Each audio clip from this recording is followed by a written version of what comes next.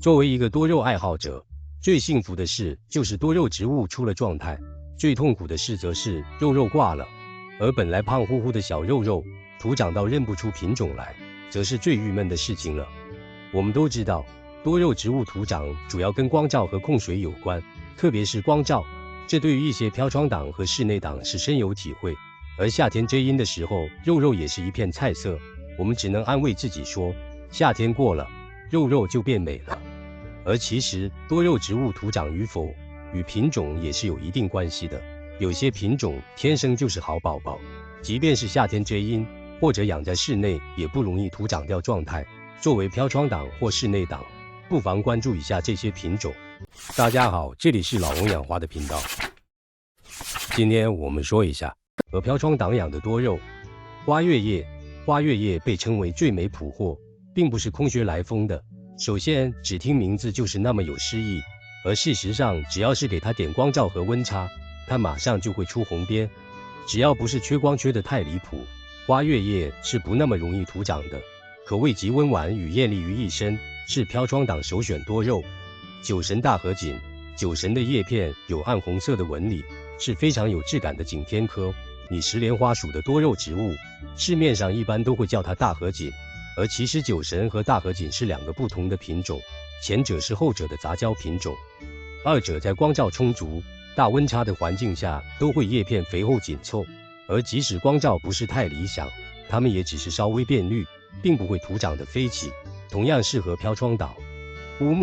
木是拟石莲花属霸气东云系多肉植物的代表，它的线条刚硬，叶片挺阔，光照充足、大温差的环境下，叶色会变为半透明的绿色，而叶边则会红到发黑，被称为玉底黑边。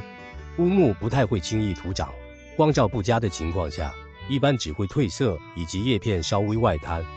事实上，东云系的多肉植物大部分也都不太轻易徒长。吉娃莲通常被称为吉娃娃，也是最美普货之一。叶片顶端弯弯的小红尖是它的标志，即使在光照欠缺、叶色很淡的时候，这个小尖依然是红的。而在光照充足、大温差的环境后，它会变得叶片肥厚紧凑，叶边带着红晕，风韵满满，宛如贵妃醉酒。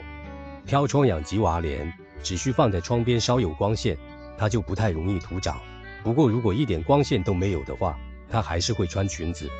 冰梅，这个小巧可爱的冰妹子，说起来并不是不徒长，而是即便徒长，它也不会张牙舞爪，因为它基本是长不大的，最多只能从紧密的小包子变成摊开的小莲花。不过这个冰妹子脾气不太好，不能一味浇水宠着它，而是要严格控水，捏着它才长得更美丽。广寒宫是薄叶系多肉植物的代表，薄叶三仙之一，叶色为天蓝色，外附白霜，一尘不染，高出不胜寒。光照充足、大温差的环境下，广寒宫叶边容易变粉，如含羞的仙子。广寒宫在光照稍差的情况下，依旧不会轻易徒长，但是完全无光的话，叶片会平摊到花盆上，成为一张大饼。挑窗挡放在窗台边，是完全可以避免这种情况的。熊童子，大名鼎鼎的银锦波属多肉植物熊童子，想必大家都不太陌生。它最引人注目的就是那染着红指甲的毛茸茸的熊脚丫子，看起来憨萌的，让人爱不释手。在光照不足的环境下，熊童子的叶尖会褪色变绿，基本是看不出徒长的。只要不是完全无光，窗边养护完全足够。玉露，以上都是景天科的多肉植物，下面咱们再说说芦荟科12卷属中软叶12卷的代表玉露。玉露其实有很多品种，比如鸡玉露、水晶玉露、草玉露等。相比喜欢阳光直射的景天科多肉，玉露更喜欢的是散射光充足的环境，因为它最好看的状态是绿叶透明窗，光照太强的话，它的窗会暗淡无光，颜色也会变得很驳杂。而飘窗的环境刚好最适合玉露的生长，其余的软叶12卷，如万象、寿等系列也适合飘窗环境。条纹12卷，除了软叶12卷之外，以条纹12卷为代表的硬叶12卷也是不易徒长的多肉，它们的生命力非常强悍，能适应各种环境。在光照充足的环境下，条纹12卷颜色斑斓，而在光照欠缺的时候，也只是叶心略略发白而已。对于喜欢在电脑旁放些小绿植的小伙伴来说，条纹12卷是少有的。真正能放在电脑旁的多肉植物，